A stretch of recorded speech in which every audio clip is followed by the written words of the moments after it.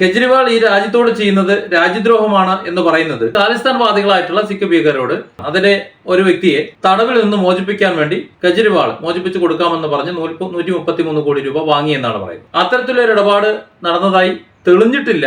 അത് പന്നുവിന്റെ ഒരു ഡയലോഗ് മാത്രമാണ്. അപ്പൊ അത് സത്യമാണ് എന്നുണ്ടെങ്കിൽ കെജ്രിവാൾ ഈ രാജ്യത്തോട് ചെയ്തത് ഏറ്റവും വലിയ രാജ്യദ്രോഹമാണ്, തീവ്രവാദമാണ്, പുറം ലോകം കാണാൻ പാടില്ലാത്ത കുറ്റകൃത്യം തന്നെയാണ് കെജ്രിവാൾ ചെയ്തത്. അതിനുള്ള ശിക്ഷ അനുഭവിക്കാൻ വേണം. എന്നാൽ ഇപ്പോൾ ED പറയുന്നത് കെജ്രിവാൾ സഹകരിക്കുന്നില്ല എന്നാണ്. തെളിവായി പറയുന്നത് അദ്ദേഹത്തിന്റെ മൊബൈൽ ഫോൺ EDയുടെ കസ്റ്റഡിയിലാണ്. അത് പരിശോധിക്കാൻ വേണ്ടി അതിന്റെ ലോക്ക് മാറ്റി കൊടുക്കുന്നില്ല, കെജ്രിവാൾ സഹകരിക്കുന്നില്ല എന്നുള്ളതാണ്. ഇവിടെ കെജ്രിവാളിന് കുറ്റം പറയാൻ പറ്റില്ല.